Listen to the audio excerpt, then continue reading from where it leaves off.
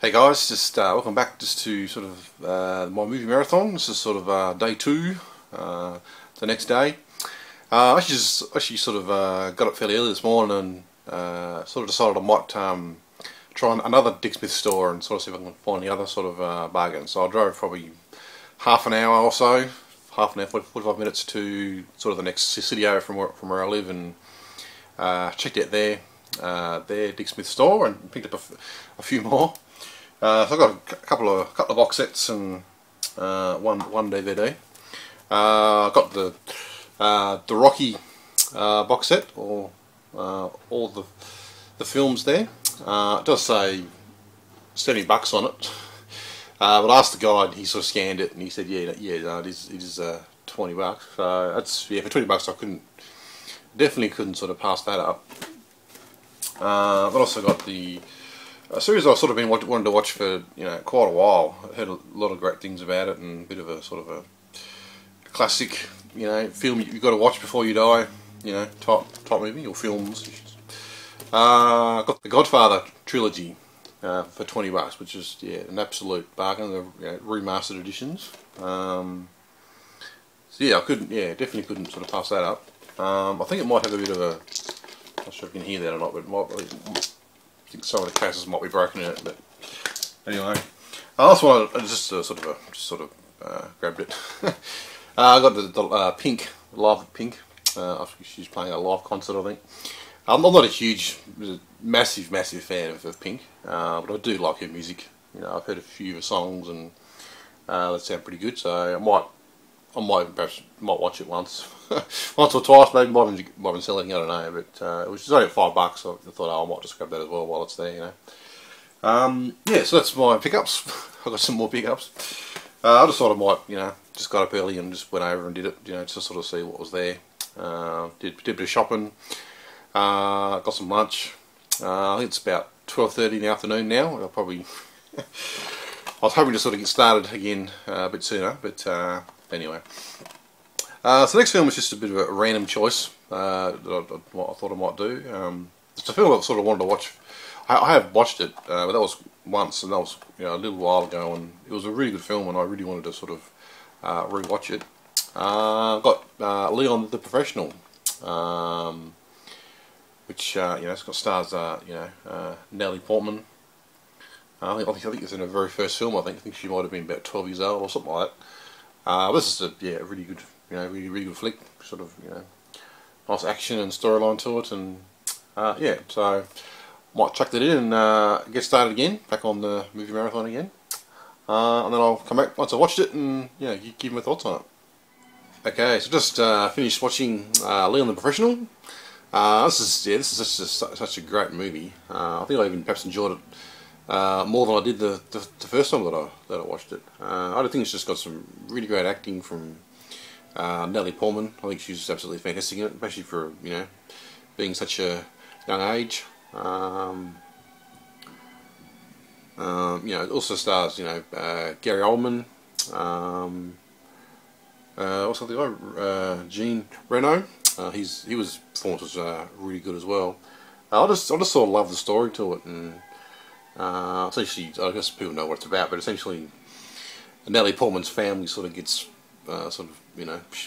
shot by I suppose I don't want to spoil too much, but they essentially get killed when she's sort of on the way home, and she sort of manages to escape it by basically going next door to where Leon lives, and she sort of stays there with him, and she sort of finds out that he's like a hitman, and she sort of convinces him to sort of teach her basically to be a hitman or hit woman, I suppose.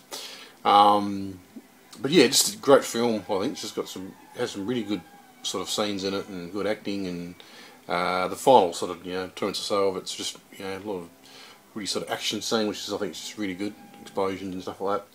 I think just Natalie Portman and Jean Reno just had some really great sort of screen chemistry on screen. I think they were just great as a sort of pair, and their relationship was quite interesting, and in some ways quite intense, I suppose. But yeah, definitely a great film. If you've never seen it before, I definitely think it's definitely worth a check out. I think it came out in 1994, if I forgot. I keep forgetting that it's a very old film, I suppose, from 1994. I keep forgetting it's that, you know, that. But anyway, it's a good movie. Okay, so on to the next film. The other requirements of the movie marathon was to find a film that was like a Best Picture winner. So I chose 2011's Best Picture winner, which was The Artist, which I've heard a lot of great things about. So I sort of picked this one up a week or two ago, and thought this would just be a great sort of movie to sort of watch, you know, for that genre, for the, you know, best picture winner. I don't know, you know, necessarily what it's about, but I know it's sort of in black and white and it's silent. So yeah, so I'll give it a watch, and I'll back in a minute, you know, to give my thoughts on it. Okay, so I think it's about sort of 5:30 in the afternoon. Just finished watching The Artist, my sort of third pick out of the films that you've got to watch. You know, a Best Picture winner. And yeah, I thought this was actually really good. I was a bit worried it might have been a bit of a sort of an overhyped movie and it wasn't going to be that great, but I actually thought it was actually really good.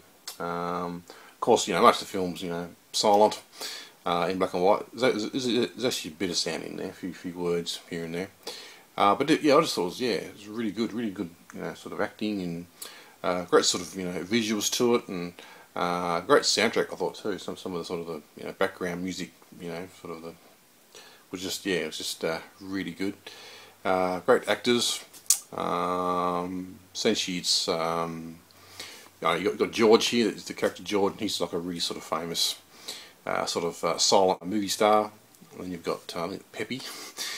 She's kind of like an up and coming sort of star, I suppose. She's sort of in some ways became a bit sort of accidentally you know, sort of became famous, I suppose, and, you know, sort of started out as like a dancer, like an extra as an extra in one of the films. Then her career sort of just started to sort of take off, and she ended up becoming, you know, quite famous.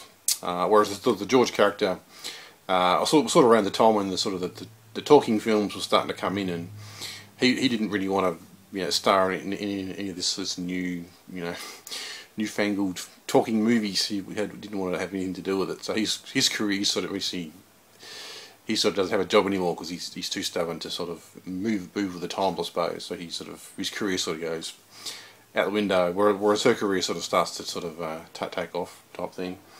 I just thought it was actually an American movie, I thought, but it's actually, I'm pretty sure it's actually a French movie. But really good. I really like the visuals to it, and I haven't sort of seen a lot of sort of, you know, silent movies. I've seen a couple of, you know, Charlie Chaplin's movies and a few other ones, and I sort of find, I don't know, for some reason the women are always really attractive, I think, in silent films. I don't know what it is. So they kind of very sort of plain in some ways, but in some ways they're really attractive. I don't know. Maybe it's just me. I don't know. But what was the extra's name? Bernice. I can't talk today. Bernice Bujoe. I don't know how you pronounce it. But she was really stunning in this movie. I really thought she was really attractive. She actually reminds me of a girl that I used to know. That might be why perhaps I liked her so much. But yeah, definitely a great sort of film. Definitely worth checking out. There was actually, I remember there was actually a film, I think it was 2007 that came out, an Australian film. That was actually a black and white silent film. And that actually had like a sort of a little dog in it as well. Both films got this little sort of dog that, I don't know, sort of does tricks type thing. Yeah, but I haven't sort of seen that one. I think it's called Dr. Plonk, I think. And it's got Magnus Sabansky in it, I think, yeah. But yeah, definitely a great film. If you haven't seen it before, I'd definitely, you know, recommend checking it out. So that's that. As I said, it's about sort of 5:30. I think I'll start today around 12:30. So I've only watched 2 movies. I think I must be taking too many breaks, I think, because that's a bit slack. But anyway, so I'm not quite sure what I'm going to watch next. I'll have a look for my collection, and I'm sure I'll find something and put it in and play it, and then I'll come back and tell you my thoughts on it. So back soon. Okay, so I decided to put in the movie Drive, and I gave that a bit of a watch. A film that gets a lot of praise, or a lot of some people really don't like it. Think it's a bit overhyped, but I do actually really do enjoy this movie. This is probably the second time that I've watched it, and I really did sort of enjoy watching it the second time. I just like because it's a bit sort of different to your normal sort of run of the mill type action flick, I guess. I just sort of love the sort of the style to it. The sort of it's got great sort of 80s sort of soundtrack to it, and sort of style to it. I also really love the Ryan Gosling character, the driver. He's not your typical sort of action hero. He's not sort of all action and yelling out swear words and beating people up. He's more of a sort of a quiet, reserved type guy that when he sort of needs to do something, he does it, sort of thing. He doesn't necessarily need to prove himself all the time. But just some great characters in it, and decent sort of storyline to them. It's not nothing sort of fantastic. It's not like a complex storyline with lots of twists and turns. It's pretty much your typical sort of storyline, I guess. But it is actually very well done, and I just think it's a great movie. I think some people don't not necessarily like the Ryan Gosling character. I think they find him a bit because he doesn't sort of say a lot. He's very sort of reserved, and people ask him questions, he doesn't sort of answer the question. Just sort of a lot of sort of long silences and stuff. Which I did, to be honest, I did sort of find that annoying when I was sort of watching it for the first time, when I was perhaps sort of halfway through the movie. Then I started to sort of after sort of watching half the movie, I started to realise I did sort of start to sort of like that as in his character, that he didn't need to sort of say a hell of a lot. There's a lot you can sort of, you can always get a lot of emotion, perhaps just out of, not by saying anything, but just by his actions and by his smile, I suppose. I don't know. Definitely a great movie, that one. So the fourth and sort of final sort of film that you need to, type of movie that you had to watch was one of your favourite movies of all time. So I just chose Stand By Me, which I think is a great film, and a lot of other people do agree with me. It's sort of a film that sort of a film that I sort of watched quite a lot ever since I was young.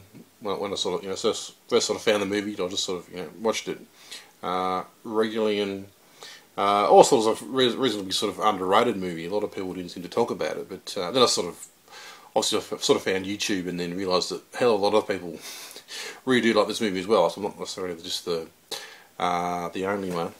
I don't know. I just really love sort of the characters and just the storyline to it, and that sort of remind me a lot of myself, perhaps at their age. Sort of about four boys going on an adventure type thing, and before we sort of were able to sort of drive and have licenses, and before we had jobs, and before we were sort of grown ups, I suppose we had to sort of be adults type thing. I used to, when I was young, me and my best friend used to go out just exploring. We used to go bushwalking, and we just sort of find a track and just sort of follow it, and spend half a day or a full day just exploring in the bush, trying to see where these sort of tracks went to and stuff. Which I suppose in retrospect, was a bit dangerous. Might have got lost, I suppose. But I suppose you don't think about those things, do you, when you're a kid, I suppose. But I had a hell of a lot of fun doing that, just sort of exploring and wandering around.